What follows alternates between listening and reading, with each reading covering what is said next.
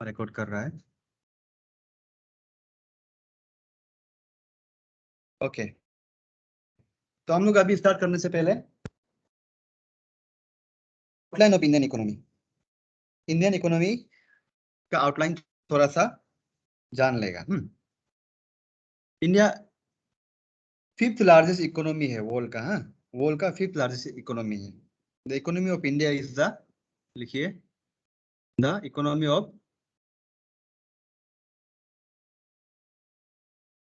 Of India is the fifth largest in the world. Is the fifth largest in the world. In the world by nominal GDP. By nominal GDP, and third largest by purchasing power parity, and third largest by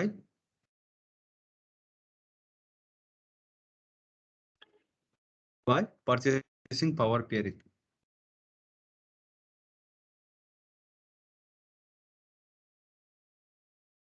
By purchasing power parity. तो India का जो असली में जो कितना है बोला है, वो जो है फिफ्थ लार्जेस्ट है, वो फिफ्थ लार्जेस्ट है इंडिया का economy. But purchasing power parity, parity मतलब इंडिया के पास खरीदने का कैपेसिटी कितना है। इंडिया के पास कितना खरीदने का कैपेसिटी है, उसको सिर्फ देखने से इंडिया जो थर्ड लार्जेस्ट है, सिर्फ इंडिया से आगे कौन कौन है, यूएसए और चाइना ही इंडिया से सिर्फ आगे है। तो ठीक है, तो nature of Indian economy, nature of Indian economy पढ़ने से पहले हम लोग तीन टाइप का इकोनॉमी होता है। ओके, तीन टाइप का इकोनॉमी होता है। There are three types of economy.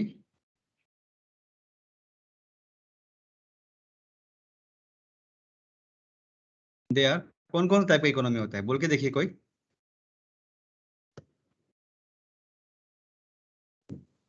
Micro में, नो, माइक्रो मैक्रो नहीं होता है। कौन बोला है माइक्रो मैक्रो? माइक्रो मैक्रो होता है, वो भी माइक्रो मैक्रो भी होता है, but in the context of capitalist socialistic, वो वाला लोग उसका बारे में बोल रहा है। Okay, capitalist, capitalistic, second socialistic, and third में है मिक्स इकोनॉमी। मिक्स इकोनॉमी, तो यहाँ पे हम लोगों का होता है कैपिटलिस्टिक इकोनॉमी में all the unit of production, मतलब जो भी कितना कंपनी फैक्ट्री लैंड है, ये सब all the unit of production is owned by private individual, private individual। Private individual लोग ओन करता है जितना भी ये है, क्या है, जितना भी यूनिट ऑफ प्रोडक्शन, मतलब क्या है यूनिट ऑफ प्रोडक्शन, मतलब फैक्ट्री इंडस्ट्री, ये सब कौन ओन करता है, its own by private individual. And next में है सोशलिस्टिक। सोशलिस्टिक इकोनॉमी में क्या होता है, all the unit of production, sorry यहाँ पे यूनिट ऑफ प्रोडक्शन नहीं लिखा है, यूनिट ऑफ प्रोडक्शन, इसको यहाँ पे डाल लीजिए। हाँ, unit of production, all the unit of production is owned by government. Government own करता है कैपिटलिस्टिक में, और सोशलिस्टिक में क्या है, सब जो कैपिटलिस्टिक में प्राइवेट इंडिविजुअल ओन करता है, और सोशलिस्टिक में हमारा कौन है, गवर्नमेंट ओन करता है। और मिक्स इकोनॉमी में कौन ओन करता है, मिक्स इकोनॉमी में ओन करता है both. This are, they are the blend of Blend of what? They are the blend of capitalistic and socialistic economy. Capitalistic and socialistic economy. ये लोग दोनों का ब्लेंड है, मतलब मिक्स इकोनॉमी में कैपिटलिस्टिक भी फॉलो करता है और सोशलिस्टिक भी, दोनों दोनों फॉलो करता है, जैसे कि इंडिया हो गया। तो यहाँ पे हम लोग लिख सकता है India is a mix economy. India is a mix economy.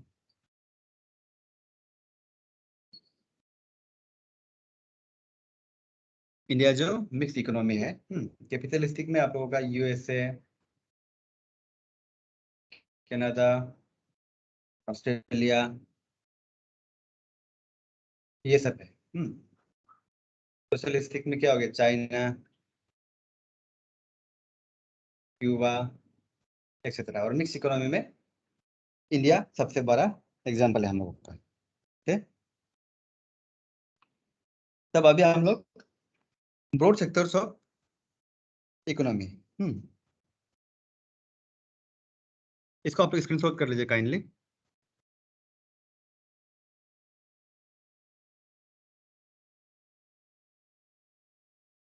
आप स्क्रीनशॉट कर लिया इसको?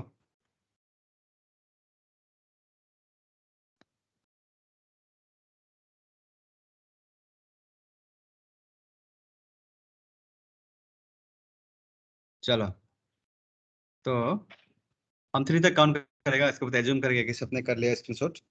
रेडी? 1, 2 एंड 3। ओके।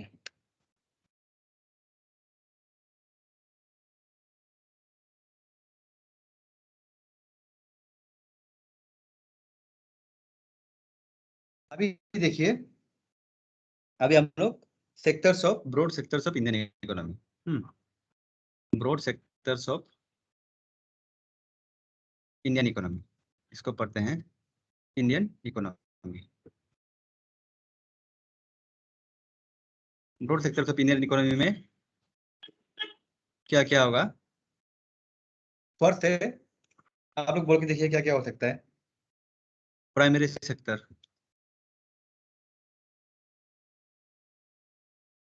सेकेंड है secondary sector, and third is our tertiary sector. Tertiary sector,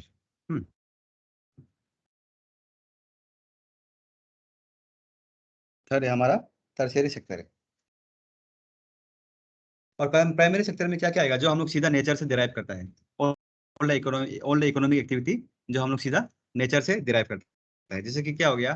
farming ना, फार्मिंग या एग्रीकल्चर। और क्या क्या है जो डायरेक्टली नेचर से हम लोग इकोनॉमिक एक्टिविटी जो करता है? बोल के देखिए।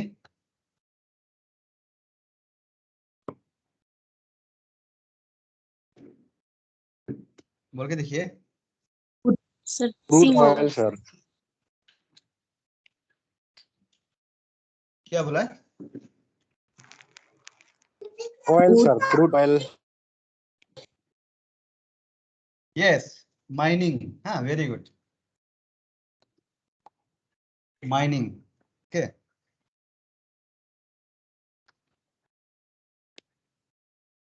माइनिंग भी क्या है हम लोगों का? वो सीधा प्राइमरी एक्टिविटी है। Okay, mining.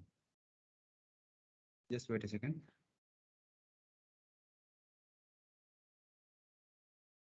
माइनिंग भी क्या है हम लोगों का? प्राइमरी एक्टिविटी है। और forestry and fishing all these are our what? They are primary activity।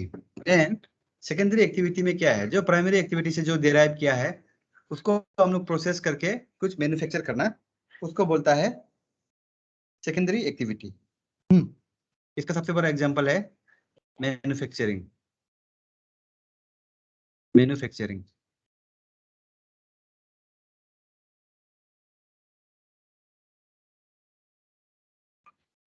Manufacturing, any kind of manufacturing, cloth manufacture, steel manufacture, जो भी काइंड ऑफ मैन्युफैक्चर है वो क्या है, सेकेंडरी एक्टिविटी है। इसके बाद कंस्ट्रक्शन, ये भी है, कंस्ट्रक्शन भी है। नेक्स्ट में हम लोगों का tertiary activity. Tertiary activity mainly क्या है, हम लोग सर्विस सेक्टर को बोलते हैं। ओके, इसको सर्विस सेक्टर भी बोलता है, डायरेक्ट और डायरेक्ट सर्विस सेक्टर भी बोलता है। इट इज आल्सो कॉल्ड है सर्विस सेक्टर। तो इसमें क्या क्या होता है सर्विस सेक्टर में? क्या Banking, any kind of service transportation, हाँ, banking, transportation, yes, banking, transportation, any kind of service, telecommunication, insurance, telecommunication, insurance, कुछ भी सर्विस, कुछ भी सर्विस। तो ये है हम लोगों का सर्विस सेक्टर। इवन अभी जो हम लोग जो प्लेटफॉर्म में इंटरेक्ट कर रहा है, ये भी क्या है, सर्विस सेक्टर का वजह से ही है। Okay, all of this are service sector. चलो, इसको आप लोग स्क्रीनशॉट कर लीजिए।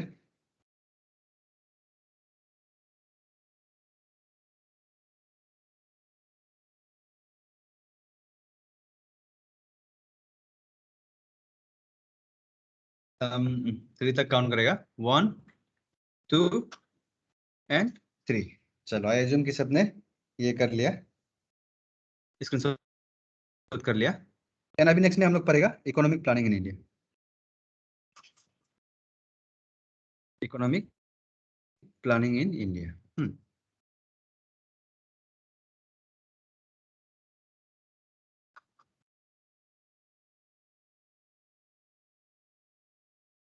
Economic planning in India.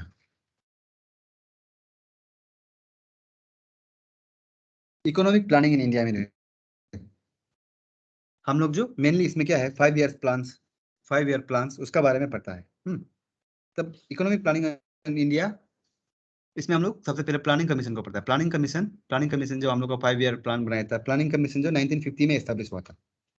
ठीक है, प्लानिंग कमीशन जो हम लोग का 1950 में एस्टेब्लिश हुआ था। It was establish in 1950। उसका चेयरमैन कौन था? चेयरमैन वाज, कौन था बोल के देखिए, पंडित जवाहरलाल नेहरू।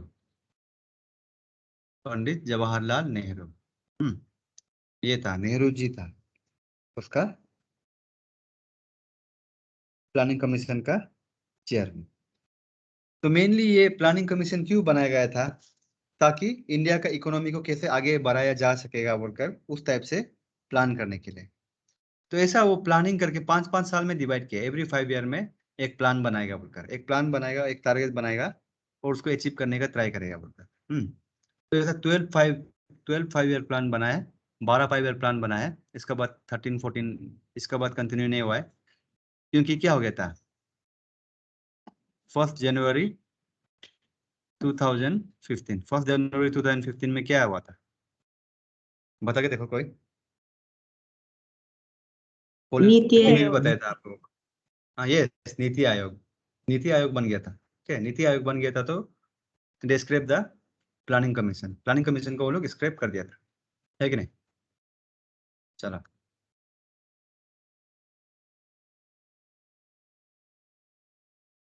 एंड नाउ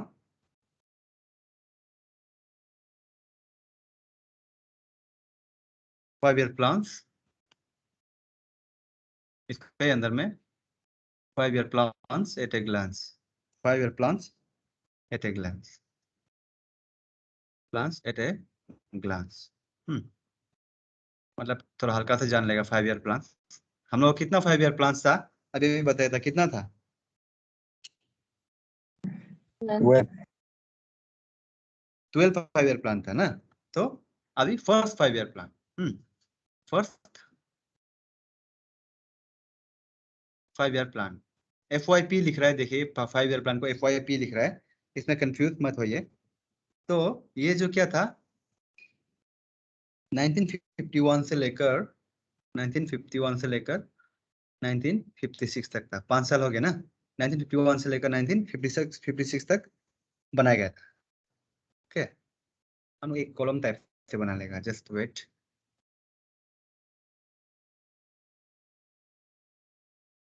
नहीं, कॉलम नहीं बनाने से भी हो जाएगा। तो देखिए ये फर्स्ट 5 ईयर प्लान में इसको टारगेट किया था वो लोग, इकोनॉमिक ग्रोथ 2.1 लाएगा बोलकर टारगेट किया था। इकोनॉमिक ग्रोथ का टारगेट बोल रहे हैं, टारगेट किया था 2.1% का GDP का ग्रोथ लाएगा बोलकर, बट अचीव किया उसने 3.6% अचीव किया इंडियन गवर्नमेंट ने। ओके, तो इसका मेनली फोकस कौन कौन सा था, इंपॉर्टेंट सेक्टर जहाँ पे फोकस था, इंपॉर्टेंट सेक्टर सबसे मेन एग्रीकल्चर। हाँ, एग्रीकल्चर ट्रांसपोर्टेशन एग्रीकल्चर में फोकस था। ओके, एग्रीकल्चर में क्या,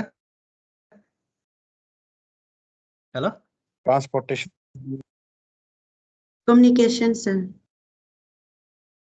नो, देखो बहुत सारा चीज, देखो प्लानिंग में ऐसा होता है कि प्लानिंग में सिर्फ एग्रीकल्चर पे ही काम करेगा, ऐसा नहीं होता है। आपको अलग अलग जगह में बहुत सारा मिलेगा, कहीं में कम्युनिकेशन, कहीं में क्या क्या, कहीं में इरिगेशन, इलेक्ट्रिसिटी, और भी बहुत सारा मिलेगा, but the main focus was on agriculture. जैसे एक पॉइंट लिखना है, it was on agriculture main focus. Okay, otherwise peripheral चीज चलते रहता है। ओके, देन इसको बोलता है based on Harold Domar, based on Harold Domar model,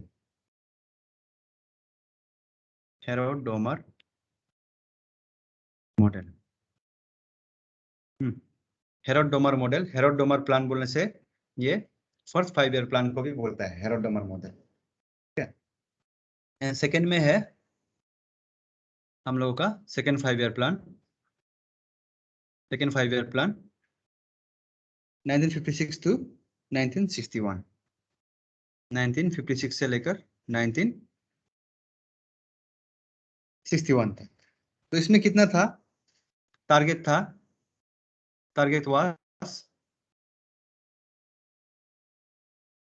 4.5%, but achieved कितना अचीव किया उन लोगों ने, अचीव किया 4.2%। यहाँ पे तो बहुत ज्यादा अचीव कर लिया था, ओवर अचीव कर लिया था, इसीलिए यहाँ पे थोड़ा ज्यादा ये लोग रख लिया था टारगेट, बट 4.2% अचीव किया। तो इसका मेन इंपॉर्टेंट सेक्टर जहाँ पे फोकस था that was heavy industry, heavy industries में फोकस था।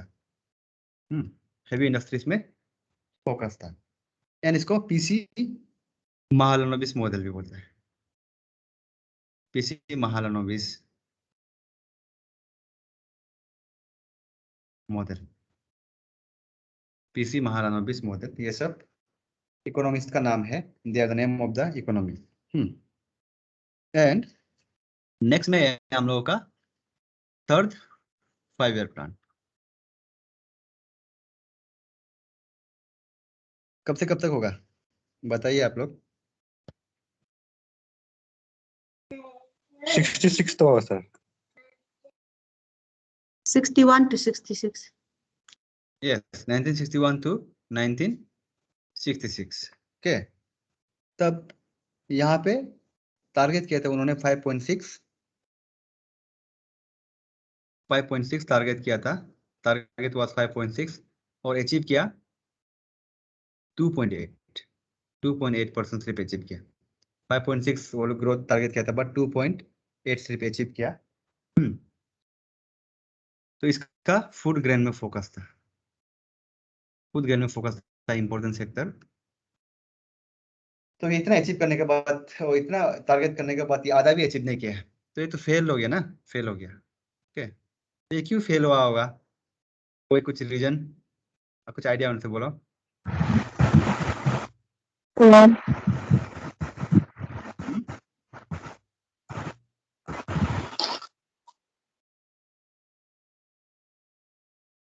इंडिया पाकिस्तान Anglo-China वार कब हुआ War. था? कोई बता हमको। तो इंडिया चाइना वॉर हुआ था समझ में। Yes, very- या वो काइंडली आपका माइक को ऑफ कीजिए। तो इसमें क्या हुआ था, इसका 1961 से 66 के बीच में दो वार हुआ है। दो वार हुआ है। डेट वाज कौन था? India China war. India China war. India China war कौन सा डेट था बताओ?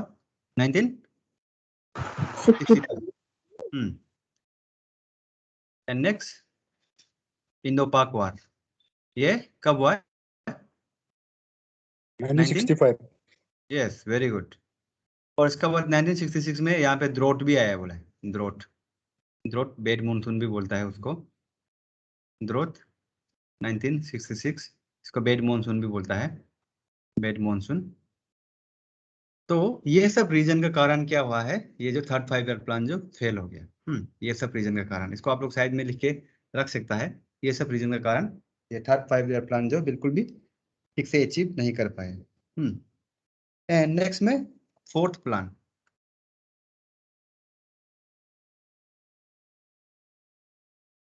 Fourth plan 1969 to 74। 1969 to 1974। तो देखिए यहाँ पे टारगेट कितना था इनका? टारगेट जो था 5.7 और अचीव किया 3.3। टारगेट जो था 5.7 एंड अचीव किया 3.3। टारगेट जो 5.7% था और अचीव किया 3.3%। ओके, तो यहाँ भी मेन फोकस था एग्रीकल्चर का अंदर में। एग्रीकल्चर का अंदर में मेन फोकस था। तो यहाँ पे देखिए, यहाँ पे 1961 से 66 था और 66 से 69 से यहाँ शुरू हुआ है। तो 20 का कहाँ गायब हो गया?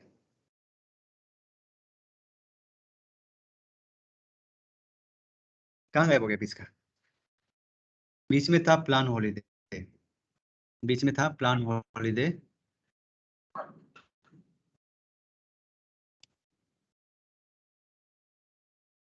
प्लान हॉलीडे 1966 से लेकर 1966 से लेकर 69 तक। 1966 से लेकर 69 तक ये प्लान हॉलीडे क्यों बनाया था? क्योंकि इतना ज्यादा ये 2 वार और एक बेड मानसून झेलने के बाद तब इन्होंने सोचा कुछ इतना टारगेट नहीं रखिए, थोड़ा रेस करेगा वर्कर। इसीलिए 1966 से लेकर 1969 में प्लान हॉलीडे ये लोग मनाया। प्लान हॉलीडे मनाया।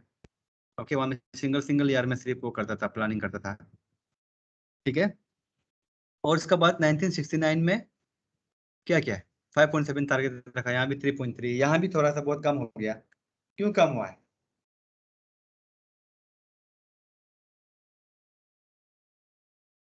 ये समय भी एक वार हुआ था ना? बांग्लादेश। कौन सा वार? इंडिया पाकिस्तान। बांग्लादेश लिबरेशन वार हुआ था ना, इंडिया और पाकिस्तान 1971 में। 1971 में बांग्लादेश लिबरेशन वार हुआ था। इसका वजह से ही क्या हुआ है, यहाँ पे भी कमजोर हुआ है इकोनॉमी। 1971 बांग्लादेश लिबरेशन वार।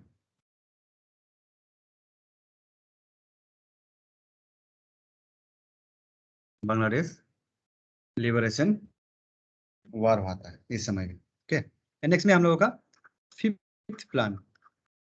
फिफ्थ प्लान में देखिए, फिफ्थ प्लान में क्या है? 1974 से लेकर 78, 1974 टू 1978। फिफ्थ प्लान में क्या हुआ है? टारगेट था 4.4 एंड अचीव किया 4.8। टारगेट था 4.4 एंड अचीव किया 4.8% अचीव किया। तो उनका जो मेन इंपॉर्टेंट सेक्टर था जहाँ पे फोकस करा था रिमूवल ऑफ पॉवर्टी, इसमें इनका जो मेन फोकस था। काइंडली आप इसको स्क्रीनशॉट कर लीजिए।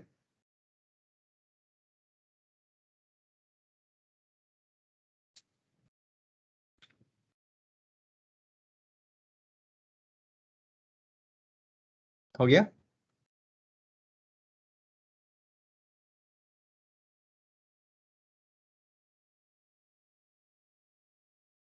नेक्स्ट में हम लोगों का 6th प्लान। उससे पहले बीच में जो क्या है रोलिंग प्लान आया है। Rolling plan 1978 to 1980।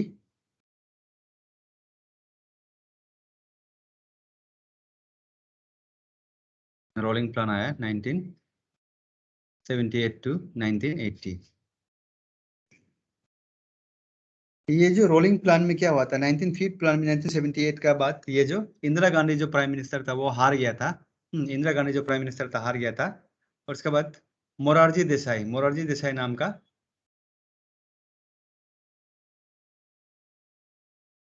वो जो पीएम आया था। ओके, वो जो पीएम आया था तो उसने क्या किया है 5 ईयर प्लान जो अभी स्ट्रिक्टली एक टारगेट लेके चलता है उसको थोड़ा रोलिंग प्लान में थोड़ा सा चेंज कर सकता है। बोलकर प्लानिंग सेम ही होगा but on the mid way the planning can be change, the targeted plan can be change as per the need of the circumstances. तो मोरारजी देसाई ने ऐसा कुछ रोलिंग प्लान बनाया था बट 1980 तक ही चला वो। एक टेन्योर भी कंप्लीट नहीं कर पाया। एक टेन्योर भी कंप्लीट क्यों नहीं कर पाया?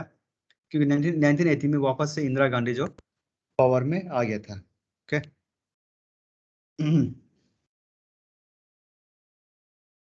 एंड इसका बाद आया 6th plan. 6th plan 1980 to 1985। 1980 to 1985।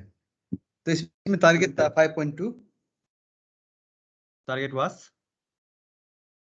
5.2 and achieve कितना किया है 5.4%। 5.4% अचीव किया 5.4%। और इनका जो मेन इंपॉर्टेंट टारगेट था एग्रीकल्चर और इंडस्ट्री। इसमें भी एग्रीकल्चर एंड इंडस्ट्री ये बार बार आता है। एग्रीकल्चर एंड इंडस्ट्री क्यों? क्योंकि they are the backbone of the economy. Industry, agriculture and industry इनका मेन फोकस था। एंड नेक्स्ट में हम लोगों का 7th plan.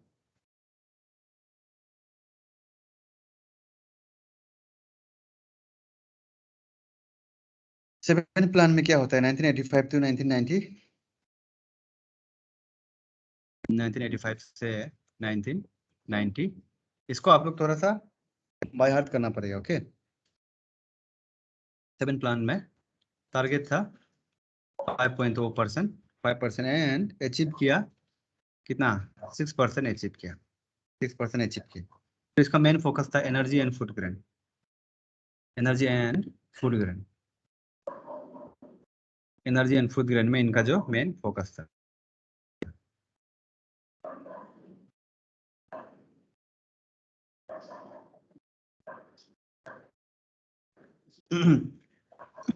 And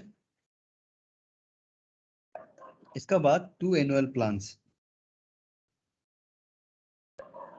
2 annual plans बनाए 1990 से लेकर 1992। 1990 से लेकर 1992।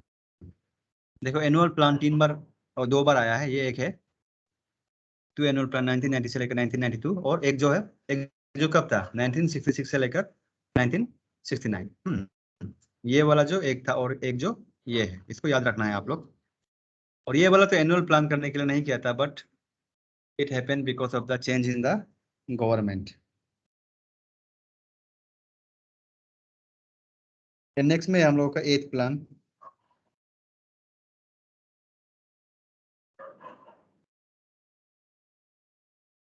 8 5 ईयर प्लान 1992 से लेकर 1992 से 97। 1997 1992 से 1997 का बीच तो यहाँ पे कितना था? 5.6 था, 5.6% टारगेट था एंड अचीव किया 6.6%, अचीव किया 6.6%, 6.6% अचीव किया एंड ये ह्यूमन रिसोर्स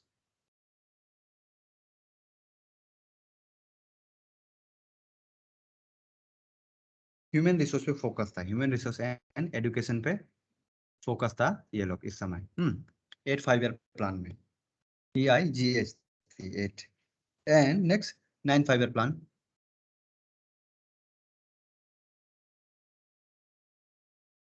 9 5 ईयर प्लान इनका टारगेट था 1997 से लेकर 2002, टारगेट वाज 6.5 और अचीव किया है इन्होंने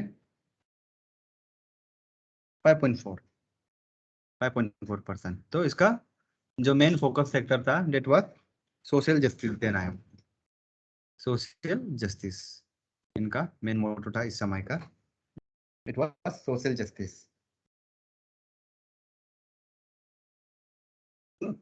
एंड नेक्स्ट में है 10 5 ईयर प्लान, 10 5 ईयर प्लान में 2002 से लेकर 2007 तक टारगेट था 8.1 एंड अचीव किया 7.5, अचीव किया 7.5 अचीव किया।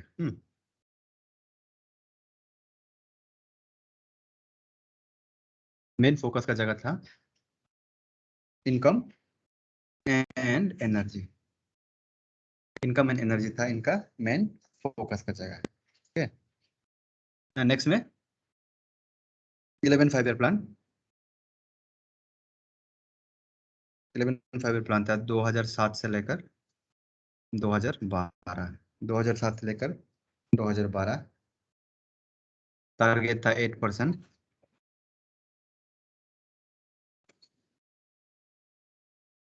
Achieve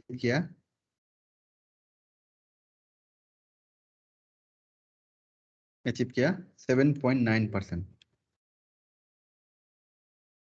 inclusive growth was their main target. Inclusive growth मतलब सबका साथ सबका विकास, सबको लेके चलना है उधर, अमीर अमीर होते नहीं जाना है, गरीब गरीब नहीं होते नहीं जाना है, सब लोग साथ में अमीर होना है उधर, ये है इंक्लूसिव ग्रोथ का मतलब। एंड नेक्स्ट में हम लोगों का 12 5 ईयर प्लान, 12 5 ईयर प्लान 2012 से 2017, 2012 से 2017, तब टारगेट था 8% एंड अचीव किया, कितना अचीव किया कोई बता के देखिए?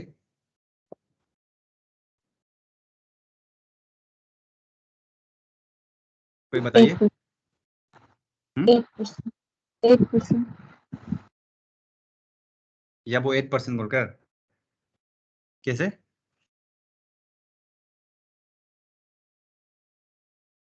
जीरो % होगा सर, होगा ही नहीं। ओके 0% बोलकर, यहाँ पे देखिए, नीति आयोग कहाँ से है हाँ इसका? क्योंकि ये जो क्या था 2017 तक चलना था, लेकिन 2014 में इसको क्या किया, 2014 में स्क्रैप कर दिया था, प्लानिंग कमीशन को स्क्रैप कर दिया था। तो इसीलिए 2015 में तो नीति आयोग आने में आ गया था, बट 2014 में ही ये स्टॉप हो गया था। तो 2 साल में, जो 5 साल का काम को 2 साल में नहीं दिखा सकता, इसलिए अचीवमेंट को यहाँ पे ब्लैंक रखा है। हाँ, जीरो भी नहीं बोल सकता है, बट अचीवमेंट को ब्लैंक रखा है। ओके, क्योंकि एसेस नहीं कर सकता कितना ये लोग अचीव किया था उनका, ठीक है ना? तो faster sustainable and more inclusive growth, too many notification is coming, just wait. Faster sustainable and more economic growth, more economic growth, ये था उनका टारगेट। लेकिन इसका बाद क्या किया है, इसका बाद स्क्रैप हो गया, प्लानिंग कमीशन ही स्क्रैप हो गया है, क्योंकि ये 5 ईयर प्लान को कौन बनाता था? प्लानिंग कमीशन बनाता था। ओके, चलो इसको आप स्क्रीनशॉट कर लीजिए काइंडली।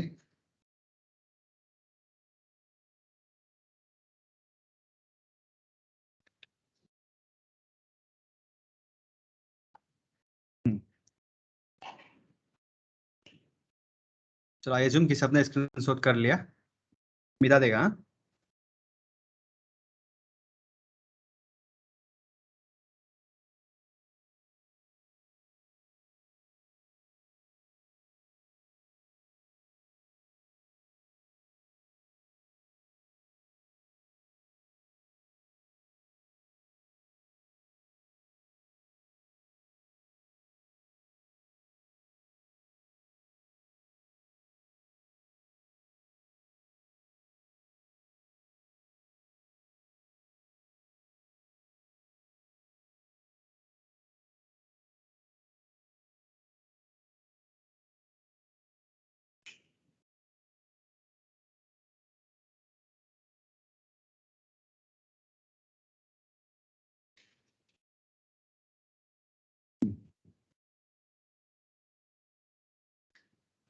एंड अभी हम लोगों का national income in India, national income in India.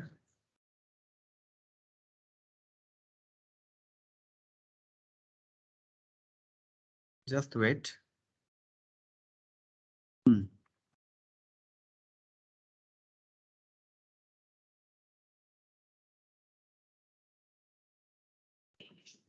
National income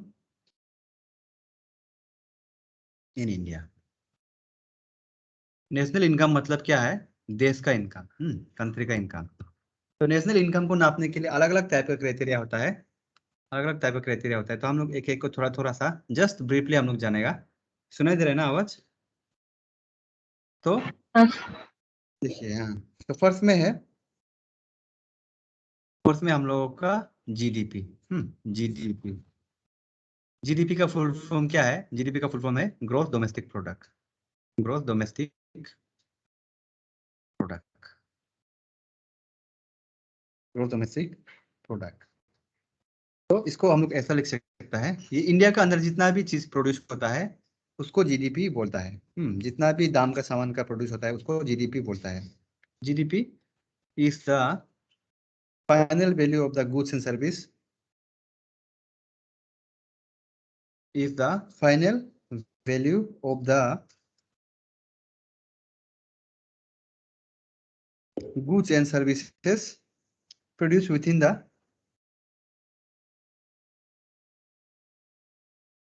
goods and services produced within the geographical boundary of country during a year, within the geographical boundary of country, geographical boundaries of country during a year।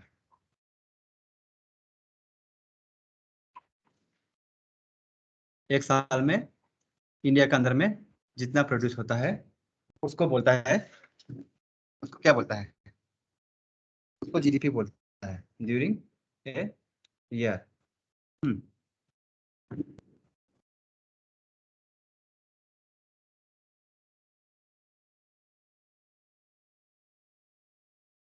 And next में है हम लोगों का NDP. NDP next में हम लोगों का NDP.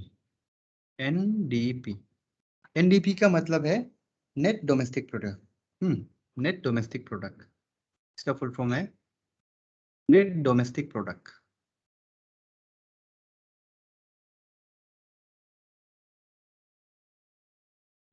NDP का मतलब है नेट डोमेस्टिक प्रोडक्ट।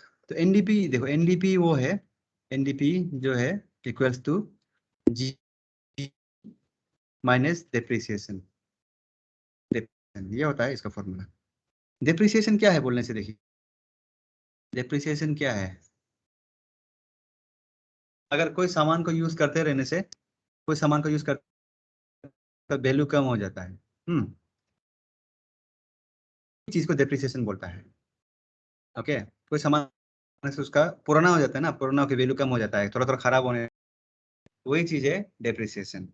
तो एनडीपी, एनडीपी प्रोडक्ट वही है, जीडीपी माइनस डेप्रिसिएशन। एंड हम लोगों का नंबर 3 में GNP. GNP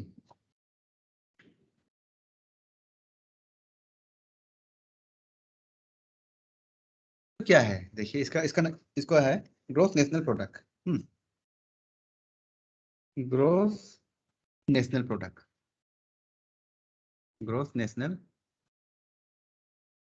product. Gross national product वो होता है, देखिए, GDP, GNP equals to GDP plus net income from abroad plus net income from abroad. देखो जीडीपी क्या था, जीडीपी जितना भी है geographical boundaries of the country, मतलब इंडिया का अंदर में जितना भी प्रोड्यूस हो रहा है, इंडिया का अंदर में जितना भी प्रोड्यूस हो रहा है, ये चीज था जीडीपी का अंदर। लेकिन जीएनपी में क्या होगा, जीएनपी में GDP plus net income from abroad, GDP plus जितना एब्रोड से आ रहा है वो है, ओके, जितना एब्रोड से आ रहा है जीडीपी तो हो गया होगा। और इसका बाद अगर कोई यहाँ से इंडियन आदमी अमेरिका जाके अमेरिका से कमा के इंडिया में वापस भेज रहा है बोलने से, तब वो भी जीएनपी का अंदर में आएगा, ओके। नेक्स्ट में हम लोग का एनएनपी 1 2 3 4, नेक्स्ट में है एनएनपी। एनएनपी का मतलब है net national product, net national product. NNP का मतलब है नेट नेशनल प्रोडक्ट। तो NNP equals to GNP minus depreciation. हम लोग की एनएनपी क्या है बोलकर बता दिया, एनएनपी क्या है बता दिया, this is NNP. Sorry, GNP क्या है बोलकर बता दिया, ये जीएनपी ये है। और माइनस डेप्रिसिएशन, डेप्रिसिएशन भी क्या है हम लोग मालूम है, तो जीएनपी से डेप्रिसिएशन को माइनस करने से ये आता है, ओके। चलो, तो ये था हम लोगों का 4 टाइप का सबसे इंपॉर्टेंट वाला नेशनल इनकम कैलकुलेट करने का तरीका। इसको आप स्क्रीनशॉट कर लीजिए। और एक है HDI बोलकर, ह्यूमन डेवलपमेंट इंडेक्स, और एक है HDI। HDI का फुल फॉर्म है human development index, human development index. तो ये जो क्या है, HDI equals to GDP divided by total population, GDP divided by total population, ये है। हाँ,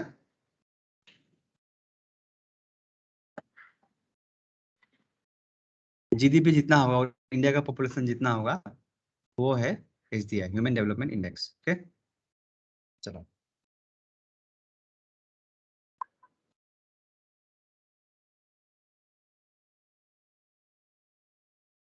इसको आप लोग काइंडली स्क्रीनशॉट कर लीजिए।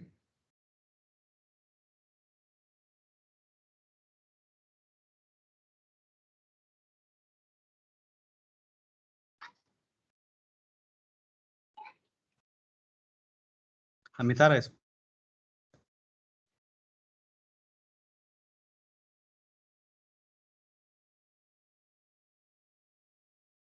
एन अभी है हम लोगों का इंडियन टैक्स स्ट्रक्चर, इंडिया का टैक्स स्ट्रक्चर। टैक्स क्या बताइए,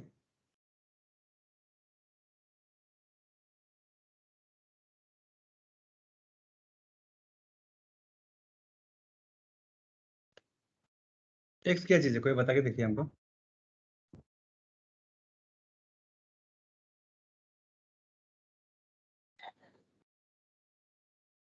ट्राई कीजिए कोई। जो बोलिए। प्रोडक्ट में से गवर्नमेंट समय में पेड करते हैं वो। या वो आप क्या बोलता है, कुछ भी समझ में नहीं आता है। Your voice is not clear. Government का जो पेमेंट करता है वो। हाँ आजुम बोलिए। जो चीज़ तो उसमें से कुछ परसेंटेज गवर्नमेंट को पेड करना पड़ता है, उसको टैक्स बोलेगा कि। या वो your voice is not clear, I am so sorry. आजुम हेलो आजुम सर। कुछ बोल रहा था। सर, जो टैक्स होते हैं उसको गवर्नमेंट को जो पेमेंट करते हैं, transfer collection collected and individual. Okay okay ठीक है, हाँ ओके, वेल ट्राई। या वो आप भी कुछ अच्छा बोला था होगा, लेकिन हम आपका आवाज बिल्कुल भी क्लियर नहीं होता है, पता नहीं, अभी इसलिए सुनाई दे रहा काइंडली। हाँ अभी सुनाई दे रहा है, अभी सुनाई दिया अच्छे है। से। हम बोल रहा था कि जो भी प्रॉफिट होते हैं उसमें से कुछ परसेंटेज गवर्नमेंट को पेड करना पड़ता है, उसको टैक्स बोलते हैं क्या? ओके ओके, हाँ वेरी गुड, समवट इसी टाइप का, हाँ समवट, ओके। हाँ या वो, लेकिन बोलने से ऐसा क्लियर से बोलना है, आप क्या क्या क्या, क्या, क्या बोल रहा है, कुछ भी कभी कभी समझ में नहीं आता है, हाँ, बहुत धीरे से बोलता है तो। Tax is a payment transfer collected from individual, sir. ठीक है, हाँ वेरी गुड। तो टैक्स देखिए, टैक्स एक्चुअली बोलने से बहुत सिंपल चीज है। टैक्स है, टैक्स एक वो है, कंपलसरी पेमेंट है, कंपलसरी पेमेंट है जो आप गवर्नमेंट को करना पड़ता है। आप लोग भी जो बोला है वो भी सही है, बट उसका जो मेन जो एसेंस है, मेन जो रूट है, it is a compulsory payment, it is a compulsory payment made to the government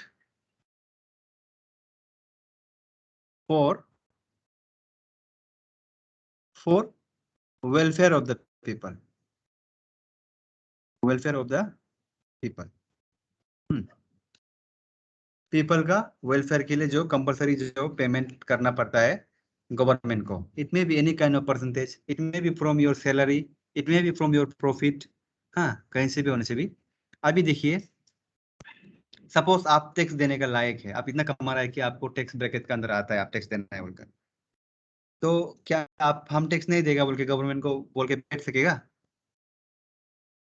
नहीं बैठ सकेगा, बिल्कुल नहीं बैठ सकेगा, आपको पकड़ेगा, आपको सीबीआई क्या था वो IRS लोग पकड़ने आएगा, आपको इंडियन रेवेन्यू ऑफिसर लोग पकड़ने आएगा, क्यों टैक्स नहीं दे रहा है बोलकर, टैक्स का चोरी कर रहा है, ब्लैक ब्लैक मनी है बोलकर। तो इसीलिए टैक्स जो है कंपलसरी वो है, पेमेंट जो है गवर्नमेंट को देना पड़ता है। और टैक्स को गवर्नमेंट कहाँ यूज करेगा? उसको for the welfare of the people, उसके लिए यूज करेगा, ठीक है। और टैक्स टैक्स जो दो टाइप का होता है, there are two types of tax, two types of tax, कौन कौन से? Direct and indirect tax, they are number one direct tax and indirect tax, and second है indirect tax।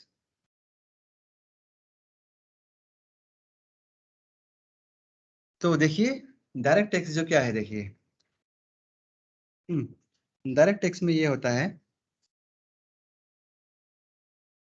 जो टैक्स गवर्नमेंट लगाया है वही वो टैक्स को गवर्नमेंट को करता है, वही देना पड़ता है, वो टैक्स वो किसी का ऊपर ट्रांसफर नहीं कर। जैसे कि हो गया इनकम टैक्स, इनकम टैक्स अगर आपका ऊपर लगाए तो आपको ही देना।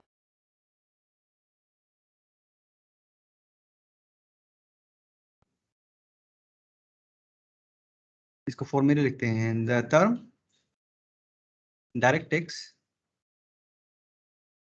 generally means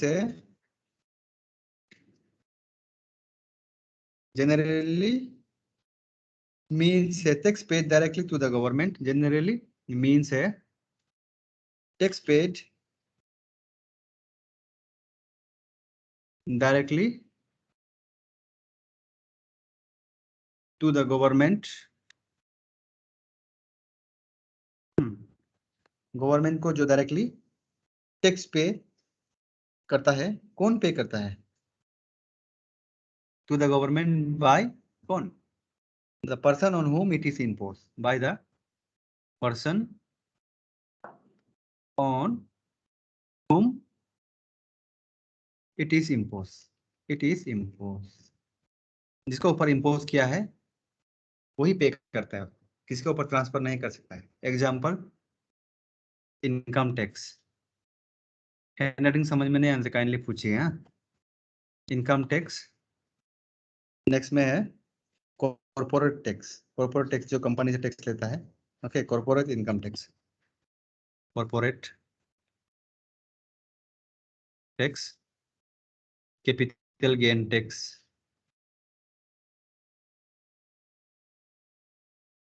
capital gain tax etcetera. हम लोगों का indirect tax.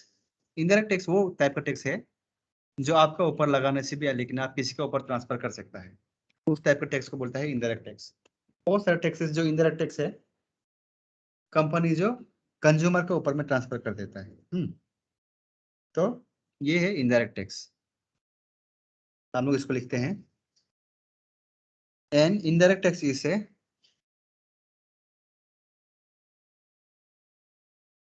An indirect tax इसे tax collected by an intermediary, tax collected by an intermediary from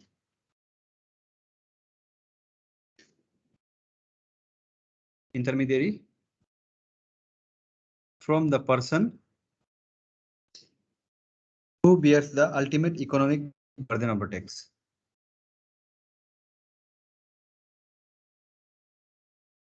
Who bears the ultimate economic burden of the tax. Burden of the tax. Transfer कर देता है। Okay, transfer कर देता है तो दूसरा लोग उसको अल्टीमेटली बर्डन लेना पड़ता है। Example, sale tax, VAT, VAT बोलता है, वैल्यू एडेड टैक्स,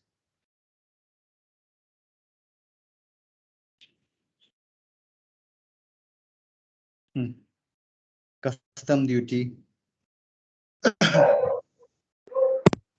ये इसका मतलब वैल्यू एडेड टैक्स का मतलब क्या होता है? वैल्यू एडेड टैक्स मतलब देखो वो वाला टैक्स होता है जैसे कि अभी जैसे कि कॉटन है। कॉटन है, कॉटन प्रोड्यूस खेती करके, तो कॉटन सेल करने के लिए भी हम लोग को सपोज टैक्स लग रहा है। हाँ, सेल टैक्स करने के लिए। तो वैल्यू एडेड टैक्स में देखो कॉटन का हम लोग अगर कपड़ा बनाए, इसको हम लोग क्या बना दिया, कपड़ा बना दिया। ओके, तो ये कपड़ा का ऊपर भी, ये कपड़ा का जो प्राइस होगा उसको ऊपर भी एक टैक्स लगेगा। उसका ऊपर भी एक टैक्स लगेगा। देखो ये कपड़ा बनने से पहले ये सपोज ये कॉटन ऐसे ऐसे फॉर्म में होगा, ऐसे ऐसे फॉर्म में होता है ना। तो पहले क्या है, इसका बाद पहले रस्सी बनता है एक्चुअली बोलने से। तो रस्सी भी अलग से भी सेल होता है कॉटन का, अभी समझ में आएगा अच्छे से। तो इसके ऊपर भी वैल्यू एडेड टैक्स लगेगा। तो ये जो क्या बनेगा, ये रस्सी जो मीटर वाला कपड़ा बनेगा। पहले मीटर वाला कपड़ा, 1 मीटर का इतना होगा उतना होगा बोलकर उस पर भी टैक्स लगता है। और इसके बाद अल्टीमेटली जाके ये लोग क्या बनेगा, कपड़ा बनेगा। कपड़ा बनेगा, तो इसमें भी टैक्स लगता है। तो हर चीज में क्या है, इसका वैल्यू एड करने के लिए इसका दाम थोड़ा कम होगा, इसका थोड़ा ज्यादा होगा, इससे इसका ज्यादा होगा और इससे इसका ज्यादा होगा। तो हर चीज में इसका वैल्यू एड हो रहा है ना, वैल्यू, तो that is value added tax, उसका ऊपर में टैक्स लग रहा है। क्लियर? आजकल GST हट गया तो ये सब वेट वो सब टैक्स हट गया, लेकिन तो GST आ गया तो क्लियर हो गया ना वेट का मतलब। हाँ सर। सर ये कस्टम हाँ। ड्यूटी तो हम लोग इंपोर्ट करता है, कस्टम ड्यूटी जब हम लोग इंडिया हो गया, या इंडिया हो गया, जब हम लोग इंडिया से हम लोग कुछ सामान इंपोर्ट करता है फॉरेन से, अगर हम लोग कुछ सामान इंपोर्ट किया है, हम लोग सपोज गाड़ी मंगाया है यहाँ पे, इसे में था होगा गाड़ी का दाम सपोज 20 लाख था होगा, लेकिन यहाँ पे आने का 40 लाख हो जाएगा इंडिया में आने के बाद, क्योंकि इंडिया जो टैक्स लगा in the form of custom duty. और टैक्स क्यों लगाता है बोलने से, ये अपना महिंद्रा ये सबको आगे बढ़ने देने के लिए, USA से इंपोर्ट नहीं करने के लिए उस टाइप का टैक्स लगाता है। क्लियर है? Yes sir. Okay.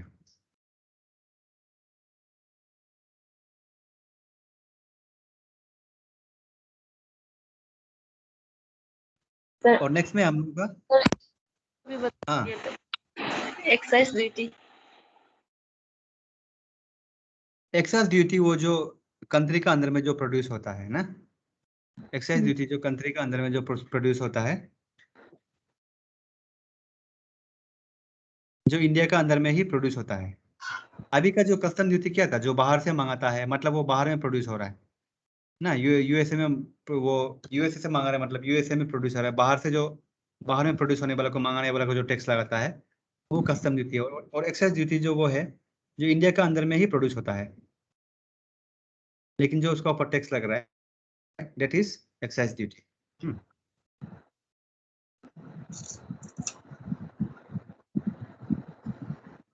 And next में अभी हम लोग का है जीएसटी। जीएसटी का फुल फॉर्म क्या है बताओ कोई? Goods and service tax. Yes, goods and service tax. देखो जीएसटी ने क्या ट्राई किया था, सारा जितना भी टैक्स सिस्टम है उसको क्या करने के लिए, एक ही अम्ब्रेला का अंदर में लेके आने के लिए वो चीज ट्राई किया था। ओके, जीएसटी ने, ताकि सारा जितना छोटा मोटा टैक्स है वो सब पूरा हट जाए। इसको लिखिए, the GST if it is more commonly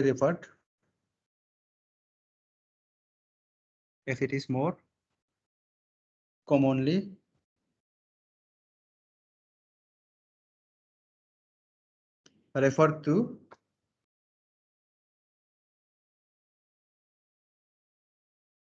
refer as a system of taxation,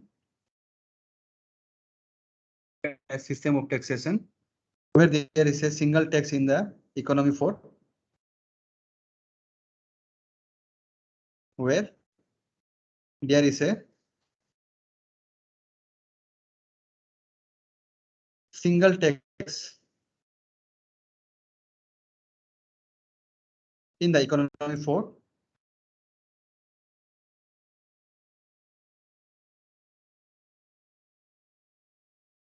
goods as well as services।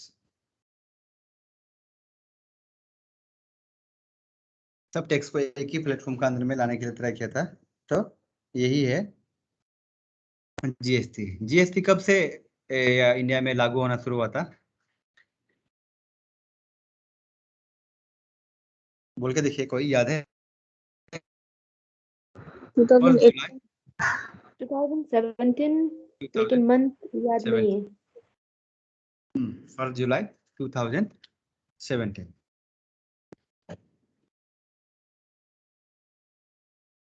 Okay, इसको आप लोग काइंडली होकर स्क्रीनशॉट कर लीजिए।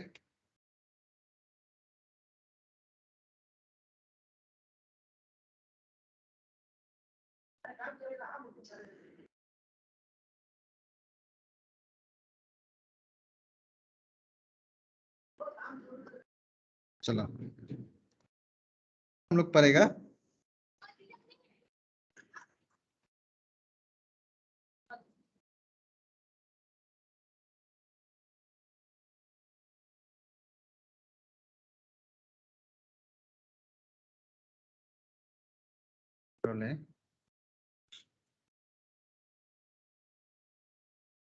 नेक्स्ट में हम लोग पढ़ेगा एग्रीकल्चर।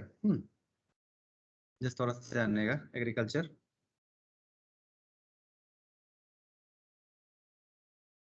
Agriculture in India.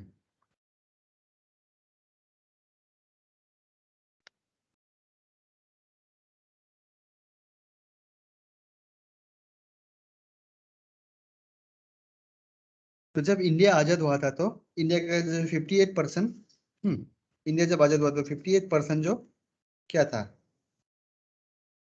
58% जो आदमी जो, और एग्रीकल्चर पढ़ने से पहले हम लोग थोड़ा कुछ पॉवर्टी को पहले पढ़ लेगा, ताकि बाद में इसको साथ में इंडस्ट्री ये सब बारी बारी से पढ़ सके। पॉवर्टी के बारे में हम लोग थोड़ा सा जान लेंगे।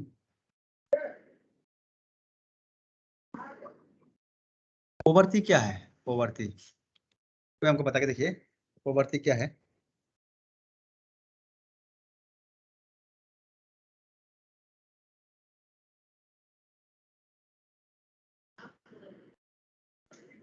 गरीबी सर। वही गरीबी क्या है?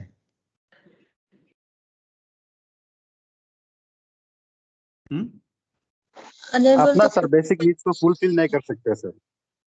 Yes, very good Zumba. Okay, poverty is a condition where individual is not able to fulfill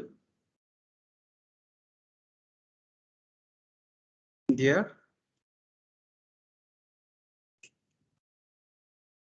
basic needs like food, clothes and shelter। हाँ, तो ये है बोलने से असली पॉवर्टी। ओके, ये है असली पॉवर्टी। तो पॉवर्टी का क्या हो सकता है? Main reason for poverty. Poverty का मेन रीजन क्या हो सकता है? Causes of poverty. Sir rapid growth population हो ओके यस, सर बस। Population growth, very good. और क्या हो सकता है? लिटरेसी सर वो भी हो सकता है, लैक ऑफ कैपिटल भी हो सकता है सर।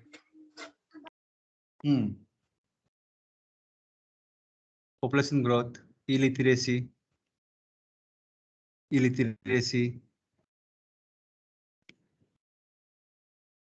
अनएम्प्लॉयमेंट, ये सब जो क्या है? हाँ, unemployment,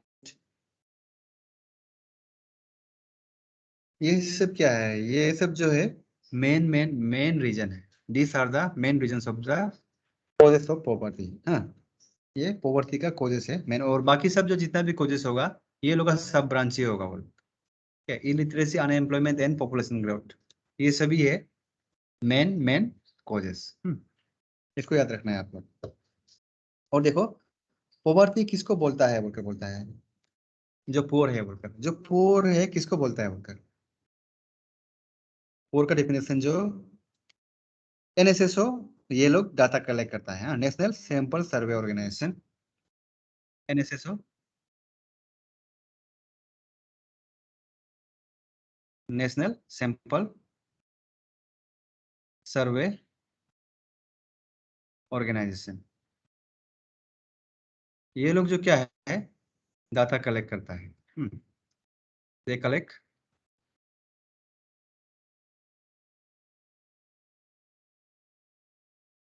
data to what? To estimate the poverty in our country. Planning commission ये लोग ऐसा कलेक्ट करता था बोल के बोला है। तो अभी देखिए, यहाँ पे कैलोरी के हिसाब से भी होता है और कंजम्पशन के हिसाब से भी होता है। कैलोरी के हिसाब से भी होता है, कंजम्पशन के हिसाब से भी होता है। ओके, कंजम्पशन मतलब कितना एक्सपेंडिचर कर रहा है, means you are consuming the resource. दो टाइप से two types to measure poverty. दो टाइप होता है पॉवर्टी मेजर करने का। For calorie, on the basis of calories, on the basis of calories. ये रुको, हाँ, इसको ये करेगा नीचे में।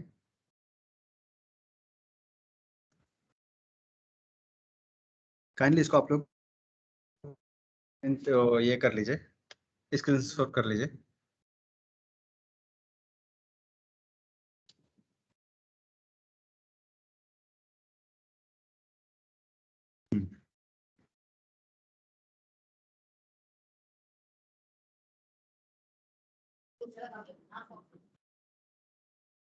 चलो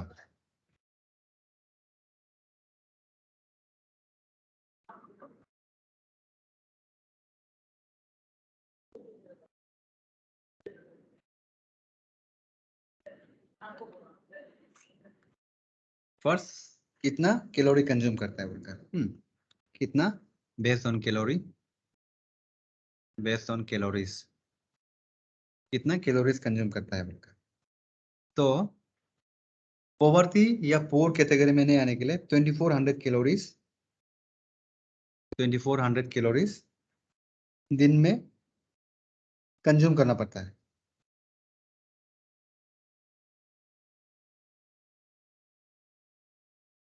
2400 कैलोरीज रूरल एरिया में कंज्यूम करना पड़ता है इन rural area and 2100 calories in urban area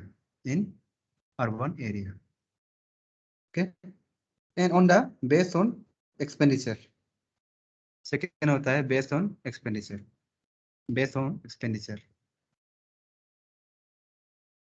expenditure या एक्सपेंडिचर कंजम्पशन भी बोलता है बेस्ड ऑन एक्सपेंडिचर कंजम्पशन। तो दिन में जो 400 नॉट दिन में मंथ में जो 454 rupees 454 rupees in rural area जो इतना कंजम्पशन करता है okay they are not poor and जो rupees 540 rupees 540 rupees urban area में जो मंथ में एक्सपेंडिचर करके कंज्यूम करता है वो लोग पोर नहीं है बोलते हैं they are not absolutely poor okay. तो आप लोग बताइए आप लोग एब्सोल्युटली पोर है कि नहीं है? बिल्कुल भी नहीं है कि नहीं? लड़का लोग तो स्पेशली एक दो थोड़ा मस्ती करने में बियर वोयर पीने में इतना 500-600 रुपये उड़ा रहता है एक रात में। तो in our state actually absolutely poverty है ही नहीं। In African countries there are वहाँ का असली पॉवर्टी जब दिखाई देने से पता चलेगा क्या होता है पॉवर्टी। नेक्स्ट में है देखिए प्लानिंग कमीशन एक हम लोग लाइन लिखते हैं planning commission of India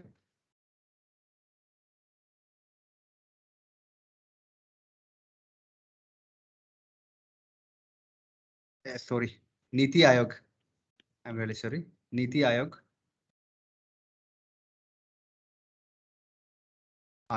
estimated poverty ratio in India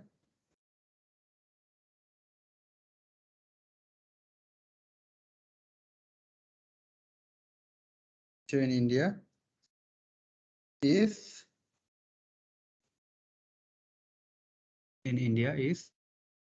poverty ratio in India is 27.5%.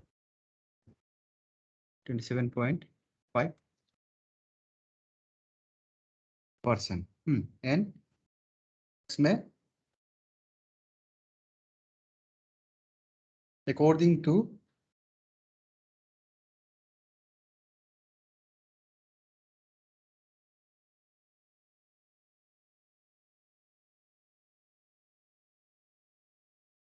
Suresh Tendulkar committee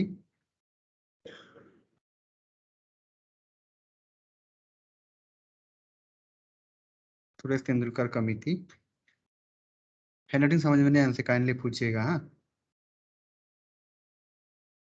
stipulated a benchmark of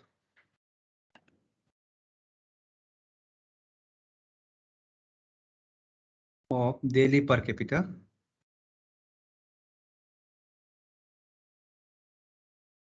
capita expenditure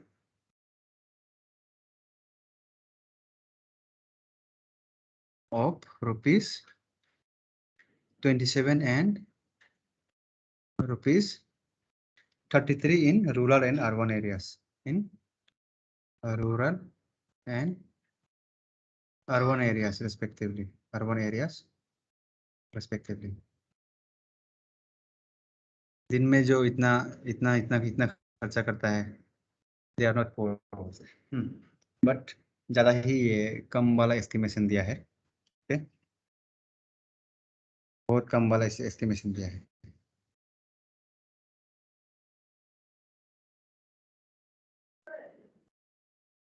इसको आप लोग काइंडली स्क्रीनशॉट कर लीजिए। सर ये रूरल एंड अर्बन एरियाज के बाद क्या है sir? Respectively, respectively, thank you. हाँ, rural and urban area respectively.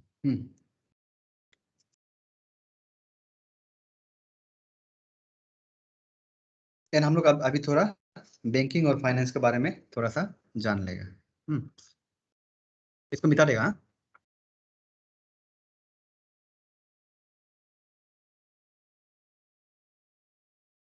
चलो,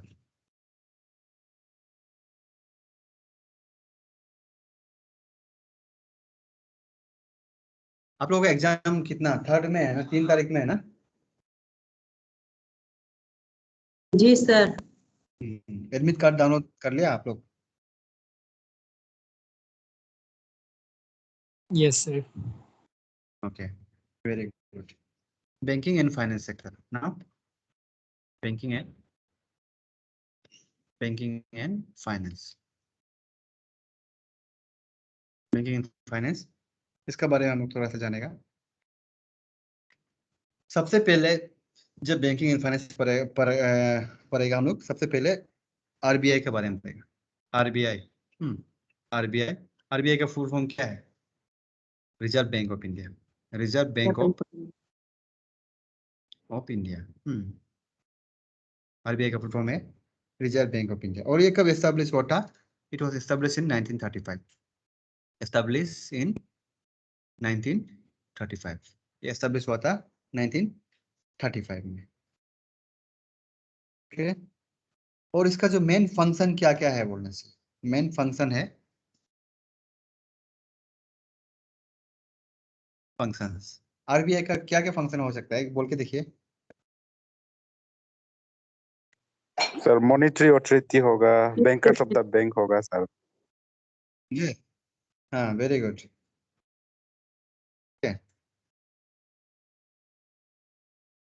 दे formulate monetary policy. Monetary policy मतलब पैसा पॉलिसी बनता है, वो जो क्या है आरबीआई बनाता है। और जैसे कि क्या है, of the bank, bankers of the bank. Bankers of the bank मतलब कभी ये लोग बैंकर है, मतलब क्या है, बैंक को भी ये लोग लोन देता है कि नहीं, पैसा पूरा यहाँ से सप्लाई होता है, इसीलिए इसको बोला गया है bankers of the bank.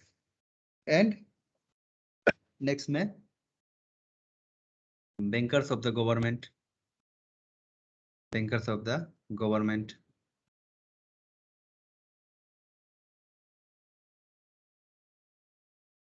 Foreign exchange management, forex बोलते हैं, हाँ, forex management, direct foreign exchange management. And issuing of new currency, issuing of new currency, new currency, नया पैसा इशू करना है तब भी क्या है, ये आरबीआई का काम है। नया पैसा इशू करना भी आरबीआई का काम है। ठीक है,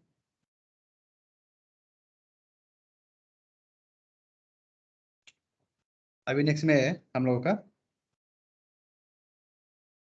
RBI credit control.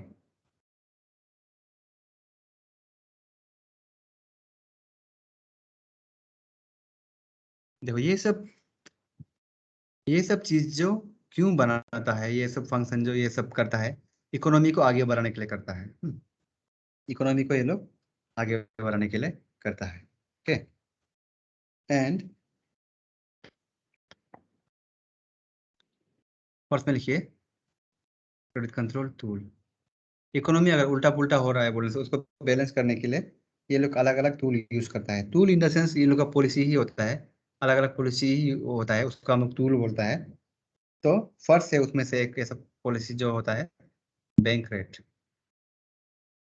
Bank rate bank rate वो रेट है जो क्या है, आरबीआई जो कमर्शियल बैंक को जो इंटरेस्ट में पैसा लेंड करता है, वो रेट है बैंक रेट। जैसे कि आरबीआई अभी आईसीआईसीआई बैंक या स्टेट बैंक ऑफ इंडिया को वो पैसा देगा, लेकिन कुछ इंटरेस्ट उसको दो बोलेगा, तो वो रेट क्या होगा, वो होगा bank rate. Okay, it is a rate at which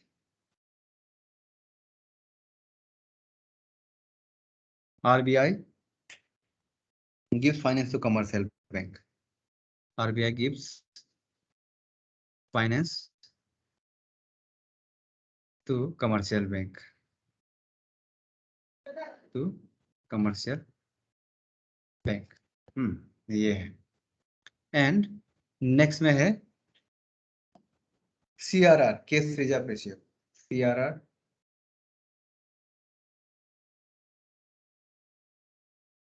case reserve ratio. Case reserve ratio.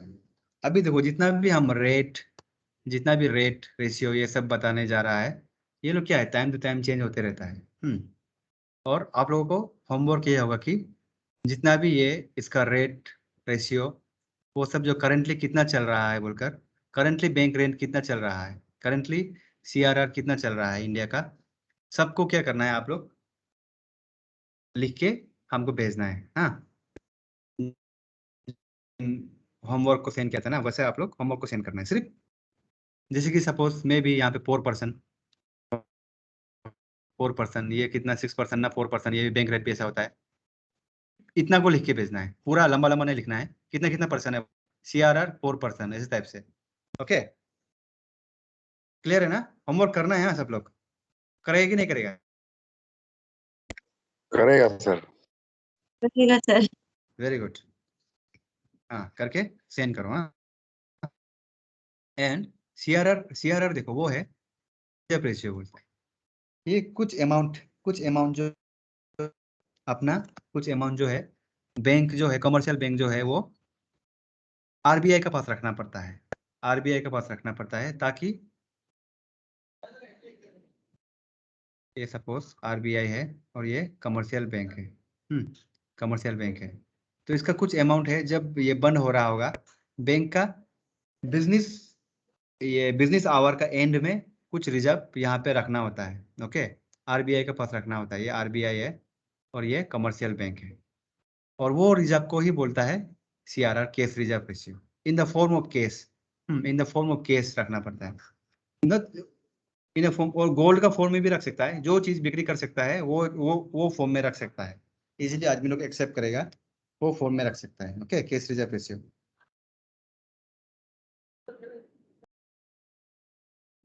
Cash that banks deposit, cash that's bank deposit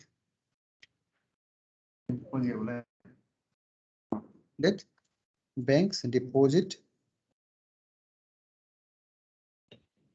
with the RBI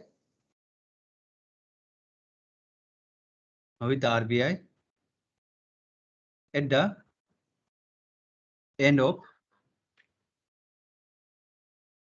every working day, at the end of every working day। तो ये होता है क्या है, case reserve ratio. And next में है SLR। इसको बोलता है स्टैट्यूटरी लिक्विडिटी रेशियो, ऐसा भी बोलता है। हाँ, statutory liquidity ratio, statutory liquidity ratio.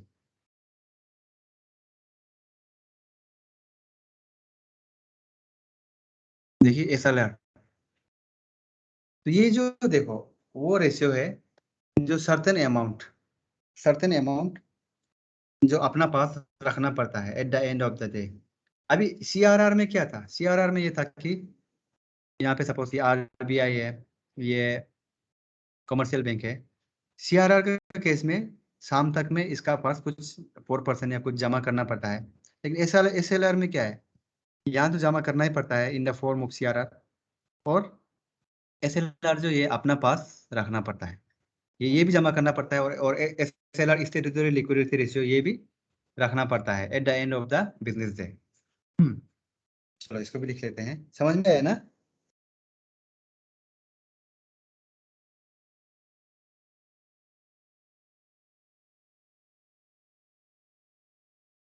अरे just wait, some pop up is, Modi ji का फोटो आ रहा है मेरा कंप्यूटर का साइड में, नहीं लिख पा रहा इसलिए।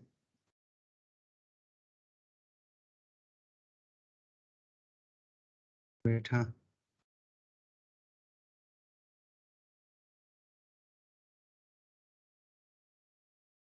ओह माय गॉड,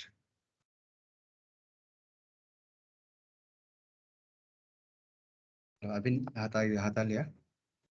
SLR देखते हैं, it is the ratio of,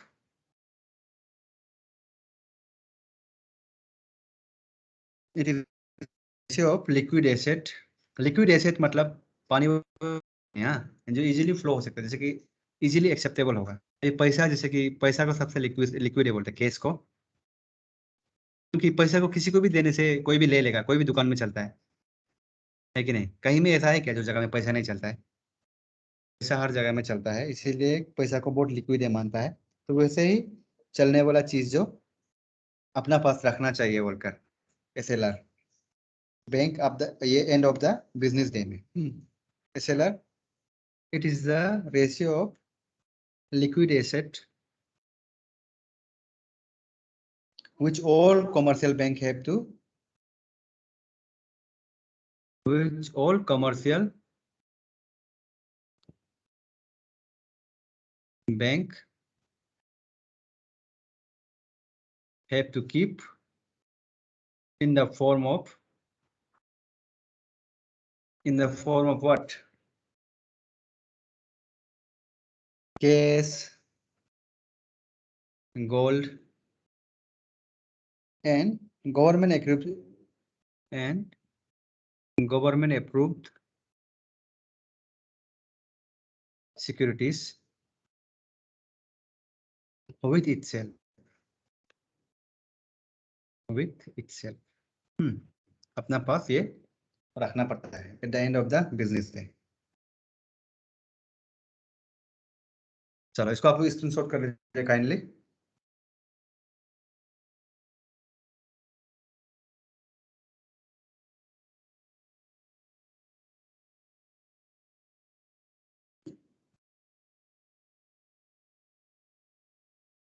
आप 3 तक काउंट करेगा, 1 2 एंड 3।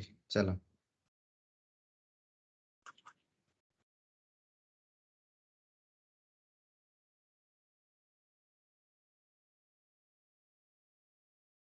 नेक्स्ट में हम लोग का रेपो रेट, नेक्स्ट में का repo rate.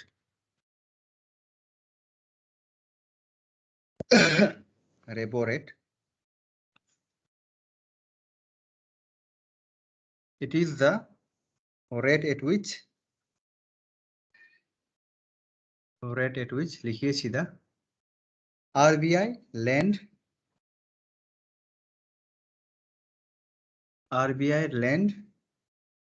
short term money, lends short term money to the bank against the security, to the bank against the security, against the security। तो देखिए रेपो रेट भी वही बैंक रेट का जैसा है, इसको सिंपली ऐसा समझना है। यहाँ पे स्टेटमेंट में बहुत लंबा चौड़ा लिखा होने से भी, ये भी वही RBI जो रेट में कमर्शियल बैंक को पैसा देता है, वही रेट है रेपो रेट, वही रेट का नाम है रेपो रेट। लेकिन क्या है, बैंक रेट जो लॉन्ग टर्म के लिए होता है, ये जो शॉर्ट टर्म के लिए होता है, ये चीज याद रखना है। रेपो रेट जो शॉर्ट टर्म के लिए होता है। ओके, एंड नेक्स्ट में reverse repo rate, reverse repo rate, reverse repo rate. Repo rate अगर आरबीआई से ये कमर्शियल बैंक को देता है तो रिवर्स रेपो रेट क्या होगा? कमर्शियल बैंक जो रेट में आरबीआई को देता है पैसा, that is a reverse repo rate.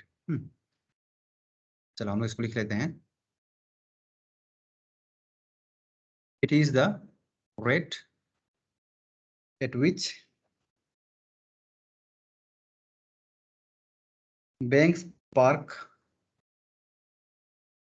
banks park short-term excess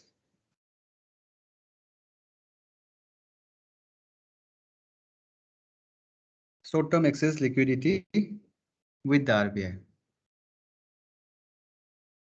Liquidity with the RBI.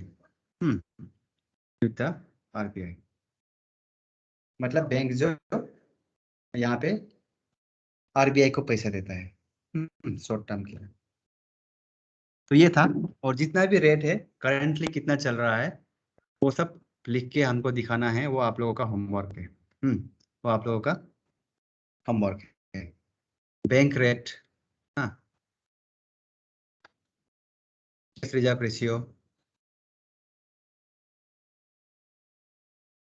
Statutory liquidity ratio SLR, और इसका बाद रेपो रेट, एंड नेक्स्ट में है रिवर्स रेपो रेट। ये सब कितना कितना करंटली चल रहा है, कितना कितना परसेंट चल रहा है, वो हमको लिख के आप लोग बताना है। That is your homework. इसको जैसे भी करना है, और इसको जैसे भी करना है। और ये और एक हम इम्पोर्टेंट बात बताना था, कल देखो का टाइम को हम क्लास नहीं ले पाएगा ना, तो मॉर्निंग टाइम पे लेगा, क्या बोलते हैं, कौन सा टाइम ठीक होगा आप लोग बोल के देखिए। हम कल गुवाहाटी निकल रहे हैं और 27 को वापस आएगा। हेलो, सुनाई दे रहा है सब लोग? Yes, sir. हाँ, तो 10 को होगा लोगों को क्या, हम 10? हाँ सुबह 10 बजे को, तब तो आप लोगों को कल, हाँ सुबह 10 बजे को आप लोगों को क्लास लेगा, क्योंकि वो यहाँ से निकल सर रहा आप है। लोग का ऑनलाइन क्लास, कौन सा ऑनलाइन क्लास होते हैं हम लोग का। आप लोगों का ऑनलाइन क्लास होता है बोलकर? Offline class? हम लोग का ऑफलाइन क्लास होता है। ऑनलाइन ये ओ, आरजेयू का। आरजीयू का ना? ओके, तो ऑनलाइन क्लास कब खत्म होता है आप लोगों का? सर हम लोग का 9:30 से 2:30 तक होते हैं। तब तो हम लोग सुबह 7 बजे को करते हैं, क्या बोलता है कल? होगा जी ठीक है। सर, सब लोग उठ सके ना? तो सुबह, हाँ सुबह सुबह 7 बजे को करेगा। सुबह 7 बजे से हम लोग 9 बजे ऐसे तक ना करेगा। इसका बाद वो करेगा, और इसका बाद सुबह 7 to 9, आप लोग याद रखिए, हाँ 7 to 9 याद रखिए, कल करेगा। और इसके बाद देखो हम वहाँ से 27 को हम वापस आएगा, 27 का सुबह को हम वापस आ जाएगा। तो 26 तो संडे है ना, और 25 को भी आप लोगों का क्लास नहीं हो पाएगा, क्योंकि हम वहाँ पे बहुत भागदौड़ कर रहा होगा तो नहीं ले पाएगा। हम सोचा था वहाँ पे कहीं कंप्यूटर को ले जाके होटल में उनसे भी लेगा क्या बोलकर, बट टाइम एस्टिमेट किया तो नहीं ले पाएगा ऐसा लग रहा है। Okay, Yes, sir. क्लियर है ना? और कुछ कंफ्यूजन होने से कुछ से पढ़ने समय आप कॉल और टेक्स्ट एनी टाइम हमको कर सकता है। ठीक है, तो तो ये ऐसे करते हैं ना। PR हेलो, हाँ याबू बोलिए।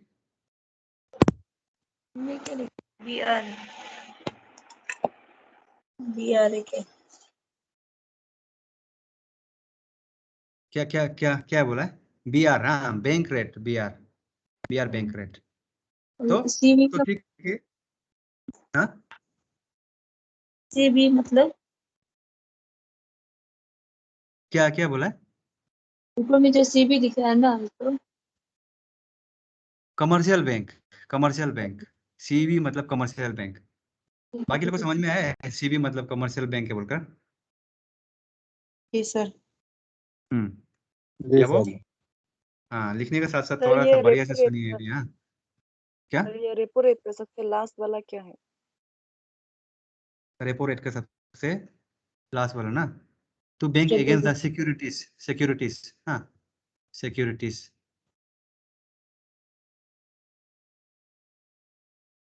सिक्योरिटीज मतलब देखो कुछ भी हो सकता है, कुछ बॉन्ड या कुछ चेक, उस टाइप का गवर्नमेंट डॉक्यूमेंट्स जिसमें पैसा मिलेगा बोलकर लिखा हुआ है, anything that can be called as security. Okay, उस टाइप का चीज। तो ठीक है, देखो हम लोग अभी इसको क्लियर कर लेगा कल, टुमारो 7 AM ना, टुमारो 7 AM, और डे आफ्टर टुमारो क्लास नहीं होगा। हाँ, ओके, और संडे को भी नहीं होगा। और इसका बाद हम लोग 27 से, आज कितना है, 23 है ना, ये 24 को 7 बजे होगा, 25 को नहीं होगा, 26 भी हम वहाँ में होगा, नहीं होगा, तो 27 का हम सुबह को यहाँ पे 5 बजे सबको आ जाएगा। तो 27 को हम लोग शुरू करते हैं। मे भी सुबह शाम एक्स्ट्रा क्लास लेना पड़ने से भी ऐसा कुछ। ओके, कंप्लीट लेकिन जैसे भी करेगा, डोंट वरी।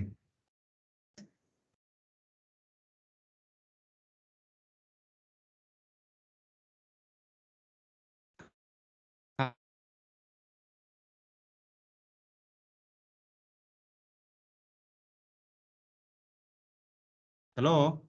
हेलो। ठीक है सर, थैंक यू सर। हाँ, थैंक यू ठीक सर। है। और कुछ ये आज का में कुछ क्वेश्चन करना है, क्वेश्चन कर। नहीं करेगा। सर ये हाँ। हाँ, फिफ्थ 5 ईयर प्लान का एक पूछना था, उसमें ये 4 ईयर सिर्फ हुआ था ना, तो उसका आप रीजन क्या बताया था, मतलब 5 ईयर्स क्यों नहीं हो पाए? कौन सा 5 year plan? Fifth. Fifth 5 year plan ना, इसमें ये हो गया था, उस समय इंदिरा गांधी था प्राइम मिनिस्टर, तो इंदिरा गांधी को हरा दिया था। ओके, इंदिरा गांधी को हरा दिया था, ये मोरारजी देसाई ने नया प्राइम मिनिस्टर बना था, तो इसलिए 5 साल टेन्यूर खत्म होने से पहले 4 साल में हटा दिया था। तो जब नया गवर्नमेंट आता है तो वो अपना मर्जी से फिर नया चीज लेके आता है ना, ऐसा कुछ कर दिया था। क्लियर है? ठीक है सर। हाँ। हाँ, तो चलो सबको thank you and good night. Thank you sir, good night.